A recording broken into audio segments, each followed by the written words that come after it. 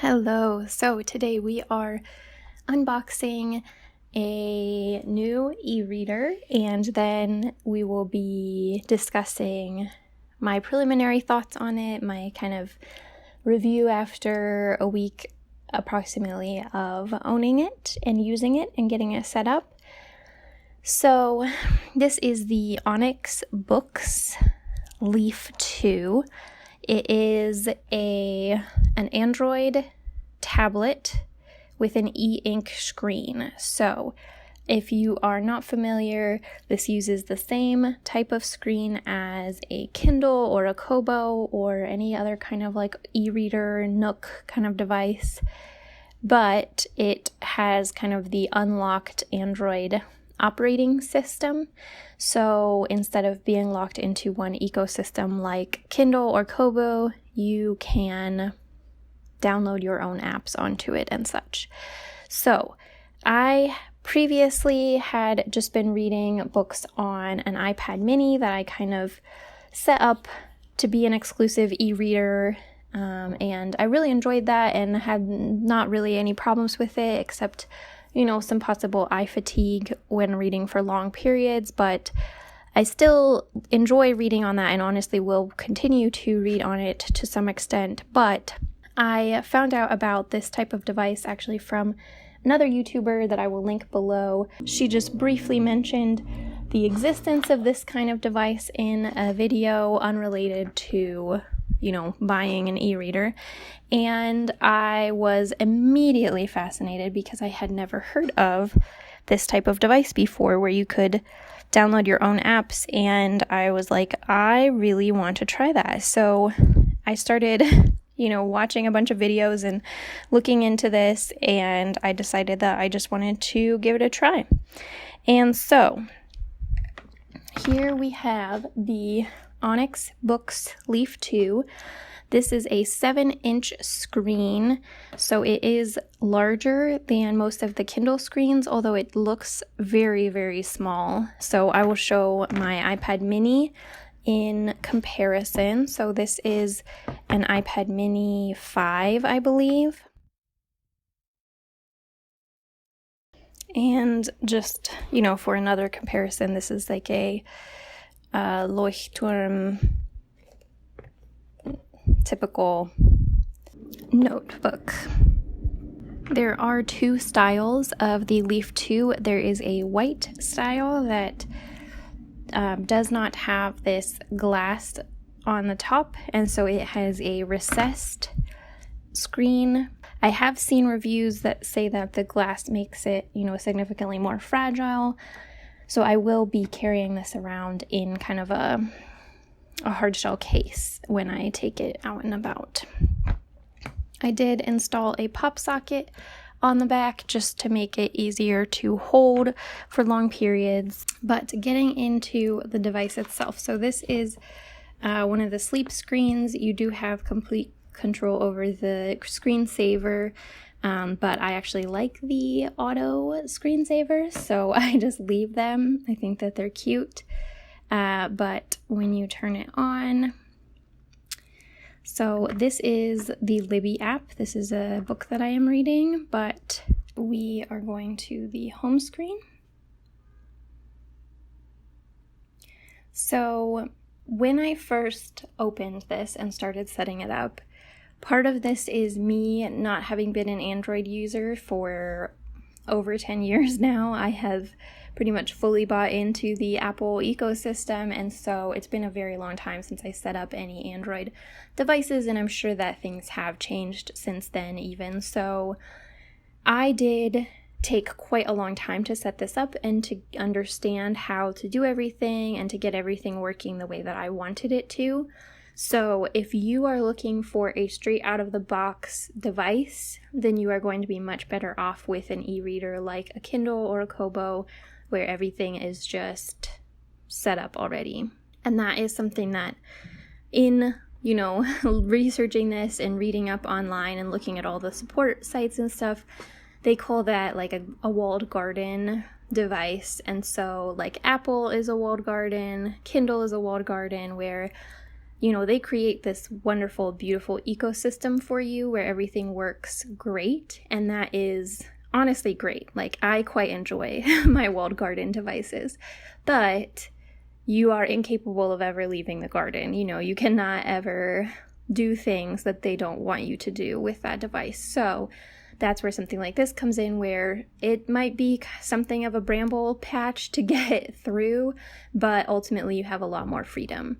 And so that is something that I kind of wanted with this device. I am totally fine with like my phone and stuff, and even my computer, tablet, that sort of thing, just working and maybe giving up a little bit of freedom for that. But for an e-reader, I really, really wanted the ability to download my own apps and choose where I'm reading from. That's how we ended up here. And I think honestly I could have gotten a Kobo and would have been very happy with it, but I just really wanted to try this out once I knew about it. So this is my app screen.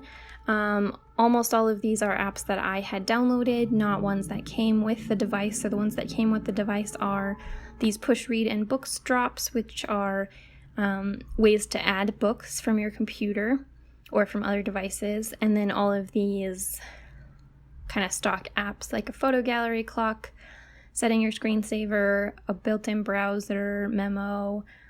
This turns on this thing that is automatically on when you get the device, which is this navigation ball, which gives you more options. And until you have set up the navigation exactly how you want it, this is kind of a lifesaver. So I don't like having that on once I set things up the way that I wanted them. The Google Play Store is very, very necessary for installing apps unless you want to install them from your computer. And it does not come activated with this device, but it was extremely easy to activate. There was a lot of Googling involved in setting this up. So this right here, and these can have their names on them, and they do when you first get it. But anyway, this is kind of the built-in storage of the device. So these, you can plug the device in and drag and drop these files, or you can do the books drops, where you just log into a website and drag and drop the files onto that, and then it will push them onto your device as long as you have Wi-Fi and stuff on, and then read them in the built-in e-reader called NeoReader. This is a good e-reader. I do like it. It does not have dark mode, which is weird to me, but I don't, need dark mode as much with this being an e-ink screen. So it's not a deal breaker for me or anything, but hopefully they do add that at some point. But you can use dark mode in the apps as long as the app supports it. So the thing for me that was a big deal about this was making sure that I could add dictionaries, because as you can see, I don't only read in English, and I am a native English speaker, and so I often need dictionaries. And the built-in dictionary, well, this didn't really seem to have a built-in dictionary, and some of the ones that you can add are really less than desirable. So they are still not great. Like, I've pretty much gotten it to where I'm happy with it, but it's not as good as the Apple setup. Basically, my solution for this was just to keep installing dictionaries until they it was a scattershot approach, and then once I got enough in there, it will define most words. So the problem is they really struggle to deal with conjugated words, unlike the Kindle books or Kindle or Apple Books dictionaries. So, I do have some workarounds that work pretty well, but there are still occasions like this where if there are compound words or really, really niche conjugations, sometimes there aren't any definitions. But it does have a translator, so even if there's not a definition for a a word in any of your dictionaries, you can translate it regardless. So you choose your default translator. I think there's Bing, Google, and their translator or something like that. So I just chose Google because I think it's, the best of the options. But so you can still figure out what it means regardless. And also, again, this is only for the built-in reader. Any of your apps will have whatever dictionary they use. So like on the Kindle app, you can still download any dictionary that you'd have with the Kindle app specifically. That is something that leaves a little bit to be desired for me personally, but for a lot of people would really not be that big of a deal. So as you can see here, that just happened. This is rotatable. You can turn this on or off. You can make it do this automatically with the G sensor, or you can make it never rotate, or you can make it only manually rotate, but you are able to rotate to absolutely any position. And so that makes it really good for, holding it and being able to comfortably use these buttons no matter where you are, located. Occasionally, turning it flips the page, which is weird, but, again, not a deal breaker for me. The page turn buttons here, there's not really much to say. You can change it to be whichever direction you want. This is automatically page forward, which I prefer because that's where your thumb sits more comfortably. And then page back. As long as the third-party app that you are using supports volume button page turns, which most do for accessibility reasons, then you can use these buttons. So Kindle does support it, Libby supports it, Storytel supports it, Kobo. I haven't run into an app yet that I can't do this, but just FYI that it does require, some settings changing. Again, literally everything with setting this up required some settings adjustments, including kind of the speed or smoothness of the page turns. So you have a lot of customizability with this. You can change a lot of different things about how fast the pages refresh, how many button presses or screen presses happen before a full page refresh. This animation filter time helps with making the page turns more smooth on certain apps. So when I first started doing the Kindle one, the page turns were really clunky, but after just doing some adjustment, it's not as smooth as it is on the iPad or on a Kindle, but it's, functional. And it also looks better when I'm not in dark mode. I was reading this last night, so that's why it's in dark mode, but it does look better when it's not in dark mode. Again, for navigation, you can set up swipes. So these are called gestures. So currently I have swiping from the middle goes back to the home page, swiping on this side goes back one screen, and then swiping on this side brings up that app control center. But you can set these up to be whatever. You can set up the top or the sides to be whatever. I only have the top being this side brings up the control center. And then I don't have anything for the sides because I want those to be available for page turning. There is a front light on this, and you do have complete control over the temperature of the light. And you can add warm light, cold light. You can change the amount of cold light or warm light. And this is really only necessary for me at night. If you have an e-reader, you probably already know how this works, but I had never had an e-ink screen before, and I really did not understand how they worked. And so I did some Googling because I could not understand why it would be better for your eyes. I was like, you're still looking at a screen. And everybody just says, oh yeah, it's the e-ink screen, so it's not as bad for your eyes. And I just didn't understand that, and so I was Googling, and essentially this is like a very fancy, very technologically advanced Etch-a-Sketch. And so I'll put a link in there, but in case anyone else doesn't know how this works, just a fun bit of trivia.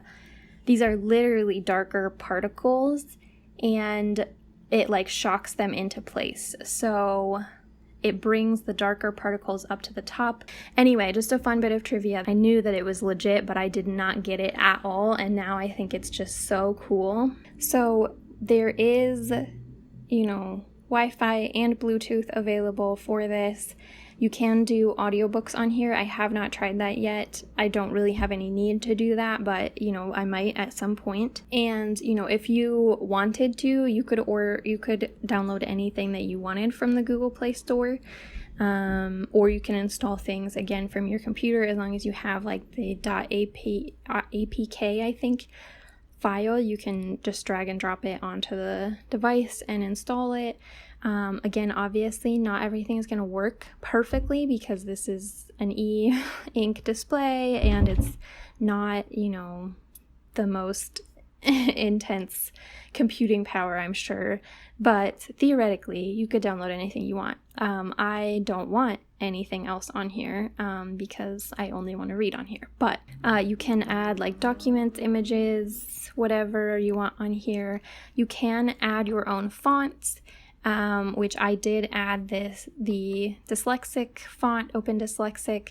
I don't think I have dyslexia, but I really like reading on this font. I think it's very comfortable for long periods. So, it's not the prettiest thing, but I do like it. And again, that was another thing that I just had to Google how to do and kind of mess around with it until I could get it to work. If anyone is interested, I can do kind of an instructional video about how I set all of this up. So the battery life, again, I haven't had it long enough really to make a huge statement about the battery life. I have heard that the battery is not quite as good as on dedicated e-readers, but it is certainly going to be, obviously immensely better than any other kind of like tablets with an LCD screen. It is a USB-C charging port, and it did come with a USB-C cord, but not a block. And the recommended one to use is the same size or same voltage or whatever as the iPhone charger, so the small Apple block. So that's the one I've been using. So far, I am really, really happy with it.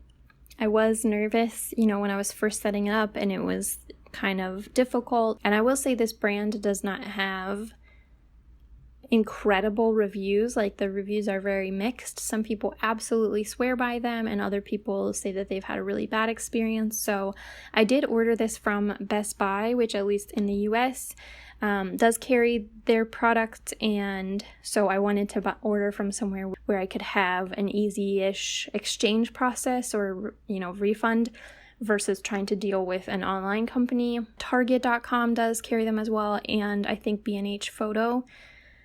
So there are, reputable retailer options if those are available in your area. But yeah, I would say this is like definitely a more risky purchase than a brand like Kindle or Kobo. If this goes badly long term, I will probably get a Kobo and just continue reading on my iPad for, subscription services. But since this option existed, I just really, really wanted to try it out. And so I did. And yeah, price-wise, this is more expensive than kind of the entry level of the other devices, but it is comparable to similar devices from other brands. So basically, this is much less expensive than a Kindle Oasis, which is the most similar in like design, and it is only slightly more expensive than the Kobo Libra, I believe, which is the similar design with the buttons. It's almost $200, so significantly again more than the entry-level Kindle, but less expensive than the most comparable specs and design of a Kindle. So, you know, kind of a mixed bag. Basically, I sold a bunch of stuff and, you know, treated myself to this device, but I certainly don't think that it's a safe buy for everyone. But basically, I just really wanted to try it out, and so I did. And so far, I really, really like it. I find it very, very comfortable, very easy to use once it's all set up here, and I just love that I can use all of my apps, and I'm very, very interested to see how I like it long term, how it holds up. And yeah, so I will likely make an update at some point and see how things are going. Thank you for watching, and have a good one.